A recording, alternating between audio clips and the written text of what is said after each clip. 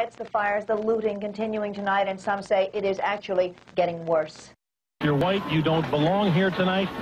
Images of arson and rioting engulfing Los Angeles in 1992 remain vivid in the minds of many Americans, sparked by the acquittal of 4 LAPD officers who brutally beat a black motorist. The violence underscored simmering racial tensions and widespread distrust of the city's police. This is where it all got started. We're on the street where Rodney King was beaten more than 20 years ago by several police officers. The video, which showed the extreme violence, was shown worldwide, and it was one of the sparks which touched off an inferno throughout the city. Today, the area near the beating looks different, but many of the same concerns about police violence remain. Brutality is one thing, and use of force is another. It is not just the violence, but the sense of justice being denied, which helped the rage boil over.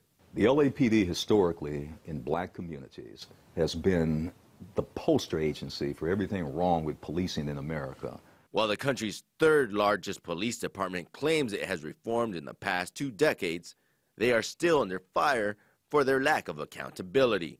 I'm still seeing a tendency on the part within the LAPD not to punish officers. We're at the intersection of Normandy and Florence, known as Ground Zero for the LA uprising. News footage showed a brutal display of chaos and anger, which had been brewing for some time.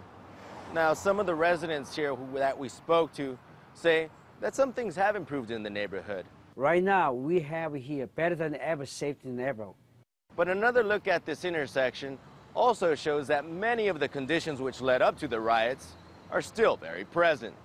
I absolutely think that the city could erupt again. There's continued police brutality, continued repression. Tiffany Wallace saw the unrest as a child and as an adult is troubled by a slumping economy, not just in Los Angeles, but across the U.S.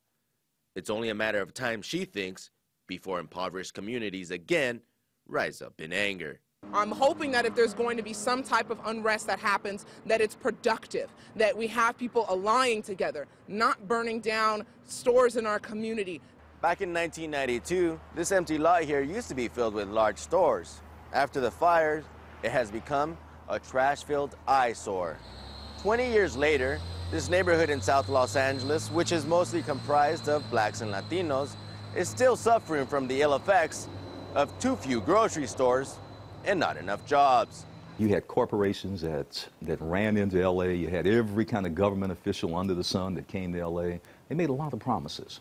Promises forgotten, say residents, once the dust settled.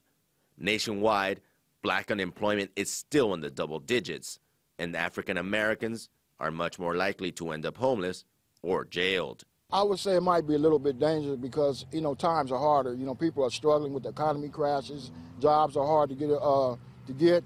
People are just struggling these days. Fertile conditions for unrest found not just in Los Angeles, but all over the U.S. today. In Los Angeles, Ramon Galindo, RT.